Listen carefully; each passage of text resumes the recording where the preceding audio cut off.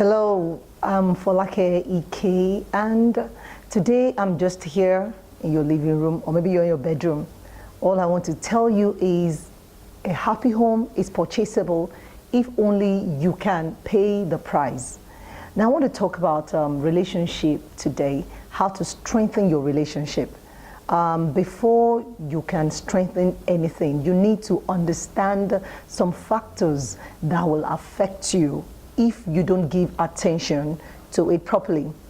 And today, I really want to talk to virtually everybody. I mean, when I'm talking now, I don't care who you are. You may be married, or probably you're about getting to marriage, or you're just in a relationship and you want to make sure it's strong enough to be able to withstand the pressure of marital relationship.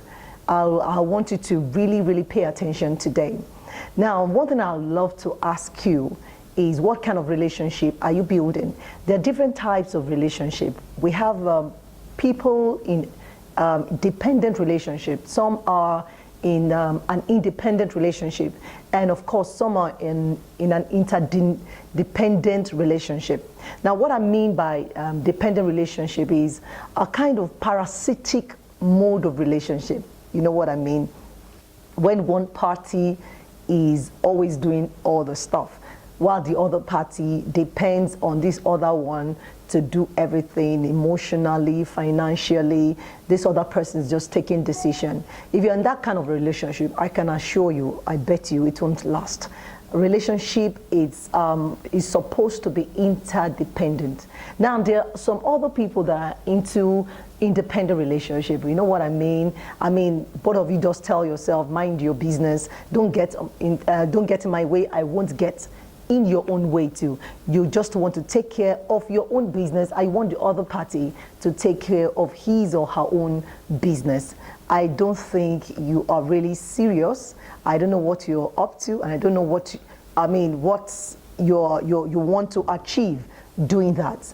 Because if you agree you want to be in a relationship, then you must be able to tell each other, please get into my business. I want you to make me better. I want you to make me stronger. And the third kind of relationship is the one I call interdependent relationship, where the decisions I take, I must consider you, and the decision you take, you must consider me. Sometimes it may not become comfortable, it may not be convenient, but compromises must be made. Now, having defined these different relationships, I love to ask you, which one are you into? I am not here to talk about people who are into independent relationship or dependent relationship. If you are into that kind of relationship, I don't know what you want to build, but if you want a happy home, then you better get into the interdependent relationship. If you're having problems with this, you may need a counselor to help you to start off with that. Now, talking about those having interdependent relationship, you also need to check out one or two things to ensure that you are doing the right thing. Now, why am I saying this? There are some of you that are already into interdependent relationship and things are really rosy. Don't just think it's just happening. You really need to know why things are rosy so you can keep it up, so that you can, strengthen that area that is helping you. For those of you that don't even know where you go, how, or when you got into where you are right now, you are really down the road. Things used to be very good. I want to tell you that there's good news. You need to really know what to do, and you will get back on that road again. And for some of you that have not even started at all, no knowledge is wasted. You need to sit tight and get to know what to do. Today, I want to be talking to you about two major things that really affect a relationship, or you can use in building up your relationship. And one is dimension of interdependent relationship, and number two is communication. I'd love to talk about the dimension of interdependent relationship, because you really to know what this is all about. The first one is frequency of contact. Number one, frequency of contact. How frequent do you contact each other? How frequent do you have physical contact? That is talking about people that are already in, of course, marital relationship. I've had to cancel some people who tell me, well, physical contact maybe once in 2 weeks or once in 1 month. That's not good enough. You're not building something that is going to really be strong. Maybe you used to have, more frequent contact, and somehow something is getting in the way. You need to kind of reschedule your time. You need to sit down together and talk about how you can be in touch more frequently. And I also want to talk about the normal contact of, maybe calling yourself, seeing each other. For those that are not yet in a marriage, you need to, contact each other more often. The second dimension is the duration of contact. Do you remember when you started off, you hardly want to leave each other. You want to stay 24/7, and somehow along the line, the other party becomes a bore. You rather be with some other person than be with this person. Yes, I can feel you. There may be factors responsible for that. But if you want to build a good relationship, you need to tackle that issue. You need to be open to one another. What is happening to us? I mean, I'm not feeling it any longer. I don't like when we stay together for too long.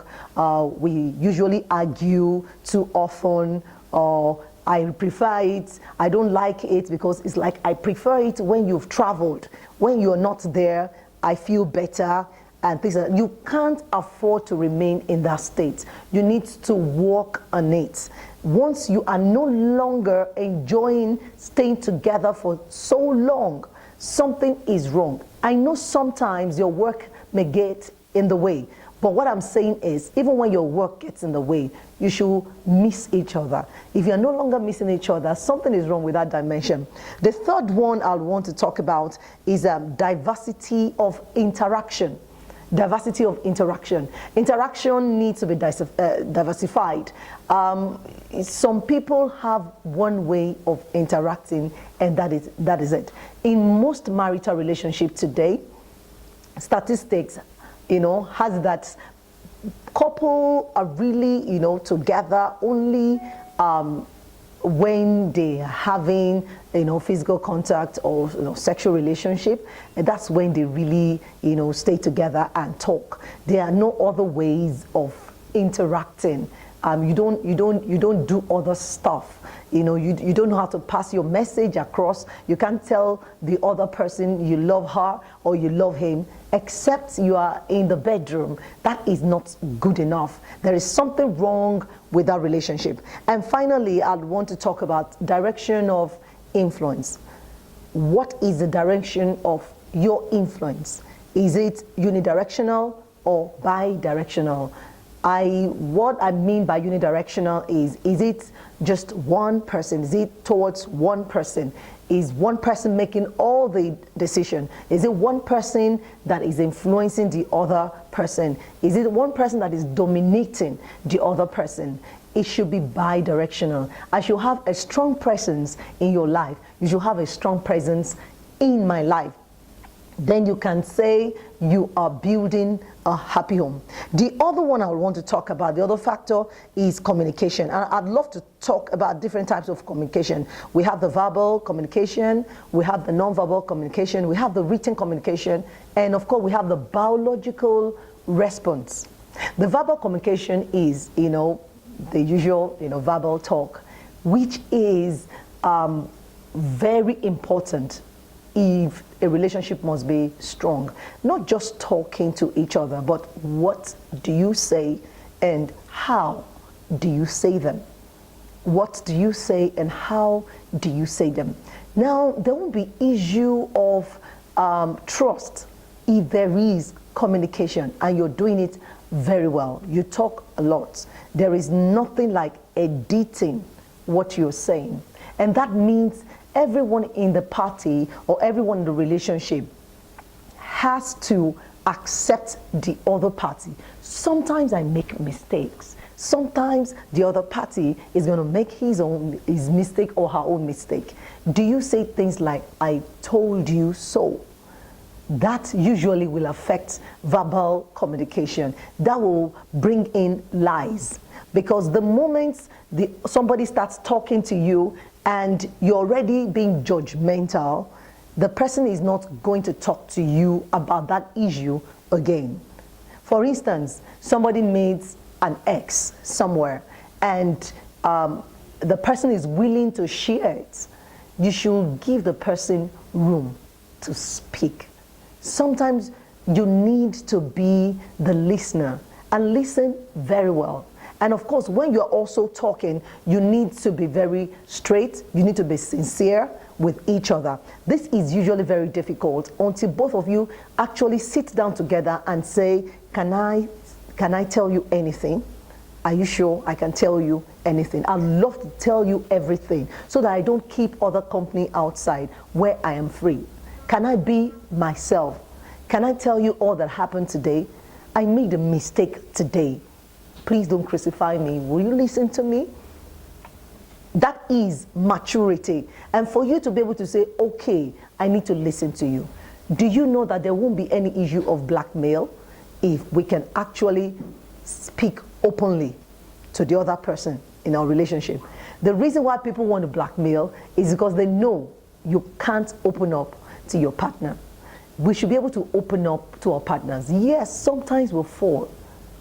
Please, you need to pray for yourself that God will give you a larger heart and you'll be more mature to be able to endure or tolerate or listen to anything and yet not judge. We all fall at one point or the other, and if God haven't killed us, then you shouldn't kill any other person. Who made you the judge of another man's servant? That's what the scripture says. I know it's difficult. Somebody will say it's easier said than done. If you have been in that kind of shoe, then you need to know that others have their weaknesses and sometimes they will fall. And if they can rely on you to speak to you openly, then you will help them not to fall the next time. Sometimes they will fall twice, thrice. Don't always say, you have gone doing it again. Don't worry. The person is on his way or on her way to being the best. We have the nonverbal communication, which is, expression. Many times we really don't know how to express ourselves. Sometimes somebody is talking to you and the person is feeling so depressed. You shouldn't always talk. You must not say, so what happened next? Or something like that, or get into the person's throat. You need to kind of use your facial expression, to let the person know, don't worry, I will always be here. Sometimes you could just hold the person's hands and give the person a squeeze to tell the person, don't worry, you have me here. We all need to learn this, to communicate non-verbally. For instance, when you see each other, you may be in a place where you can't really talk. You need to learn how to kind of wink or just tell the person, I'm here and I love you, and nobody can love you here more than I do. That's a non-verbal communication. Sometimes you're not happy with the other party. You must not go, shouting and yelling. You should be able to master how to be slow to speak. Just keep quiet and let the person know. Whenever I'm like this, I'm a bit upset, and don't worry, I'll get over it. And that is really very good. That's a sign of maturity. Now, this brings me to a level where I need to tell you, serious relationship is not for everybody. As you can see from all the things I've said, it's not for people that are childish or, babyish, because you're not dealing with your dad or your mom. You're dealing with somebody else who has a different background, and you're trying to make the person a better person. The third form of communication is a written communication. Today we will thank God for text messages, thank God for BB, thank God for all the social network. I discovered from statistics that a lot of people are into social network with friends. They are not with their spouse. And a lot of people don't ping their spouse except the ones, salt, please salt, there's no salt at home, or please buy some drinks when you're coming. That's not just what you should be doing. Written communication is when you can still express yourself very well without seeing each other. You just, you just type something and, just to take the person off work a little bit and relax the person. And it's so beautiful. No matter how you're feeling, you may be feeling depressed, saying something good to the other person is good. Now, we've discovered that there's been a kind of research where it's been discovered that couples that use a lot of we and us in their text messages have better relationships. When they're talking about any issue, they say we, I think we should buy some onions. I think we should fix this place. I think we should do this. Then sometimes you could tell yourself what is happening to us. Us is you and the other person. When the other party hears us, the person feels, okay, I belong to you and you belong to me. And us is so very, very important. If you are the I person, I am going to work today, I need to get this fixed, I need to buy some things, I need to do this, then my children, and you're always about I, my, and everything is all around you. You don't mean harm, it's just that you need to check it one more time. You need to tell yourself, I'm not supposed to be doing this. We're into this together and I shouldn't be doing this. Finally, I want to talk about what they call the biological response. And that is how you respond to the other party. It's also communication. It's been discovered that some people's stress hormone, rises after discussion with their spouses. Some people, when they hear we need to talk, their heart starts racing. What does she want to say? Or what does he want to say? Or something. It simply means you don't really have confidence in that relationship. You need to talk about it. You need to tell the other person, each time you say this, I feel uncomfortable. And I shouldn't feel uncomfortable. It simply means each time you want to talk, you're not talking well. It's not good when you don't react well to conversations. There is something wrong with the two of you. It's not about the person talking. The person talking may not know how to present, but the other person also may not have confidence in the person who is presenting. You need to both sit down and talk about it, and you will be amazed how your relationship will begin to work. Remember, I've been talking about dimension of interdependency and of course communication, which can strengthen your relationship. I really believe that a happy home is purchasable if only you can pay the price. This is a price you need to pay and you will have a good home. If you want to contact us, please, there are numbers on the screen, and you may also want to go to website www.justflaky.org. If you need us for a counseling or something, all you need to do is to text appointment to one of the numbers on the screen, and we will just be there in a jiffy. Thank you and God bless you.